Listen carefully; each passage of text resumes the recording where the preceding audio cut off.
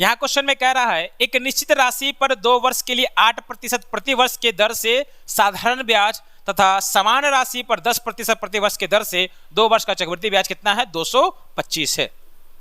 तो अगर हम लोग प्रिंसिपल को 100 मानकर चलते हैं तो 8% के दर से 2 साल का ब्याज कितना हो जाएगा, 8 दूना का 16% हो जाएगा।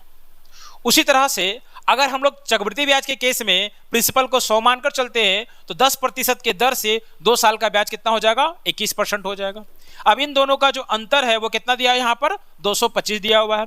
तो 21 में अगर हम लोग 16 घटाते हैं तो हम लोग को क्या मिलेगा, तो 5 मिलेगा। यानी कि 5% का वैल्यू कितना हो गया, 225 हो गया। हमको क्या बताना है, वो राशि बताना है। तो कोई भी राशि जो होता है वो क्या होता है, 100% होता है। तो इसको गुना करना होगा 20 से, तो 20 पचे क्या हो गया हमारा 100 हो गया। तो इसको भी गुना करेंगे हम लोग 20 से, तो इसको अगर हम लोग 20 से गुना करेंगे तो ये हो जाएगा हमारा 450 और एक ठो जीरो यानी कि 4500, जो हमारा ऑप्शन नंबर ए में दिया हुआ है।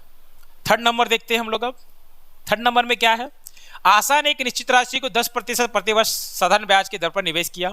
2 वर्ष के अंत में उसे 36,000 रुपये प्राप्त किए। यदि उसने इस राशि को 20% प्रति वर्ष चक्रवृद्धि ब्याज पर निवेश किया होता तो 2 वर्षों के अंत में उसे इस राशि पर कितना ब्याज प्राप्त होता। चूंकि ये 10% के ब्याज पर इंटरेस्ट पे लगा रही है, तो ब्याज पे लगा रही है कितना वर्ष के लिए, 2 वर्ष के लिए। तो इसको कितना मिल रहा है, 36,000 मिल रहा है। तो साधारण ब्याज के केस में जो हमारा ब्याज होता है वो R गुना टी के बराबर यानी कि 10 गुना 2 यानी कितना 20% है।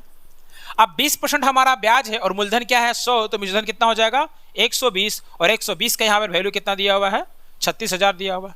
इसको अगर हम लोग काटते हैं तो ये जीरो से ये जीरो कैंसिल होगा, 12 से 12 कम 12, 12 तिया 36 कितना आया, 300 आया। यानी कि 1% का वैल्यू कितना आया, 300 आया।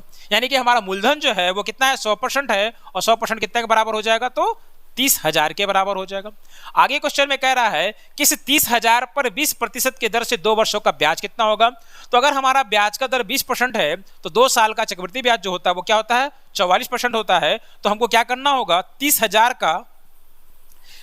का हम लोगों को 44% निकालना होगा।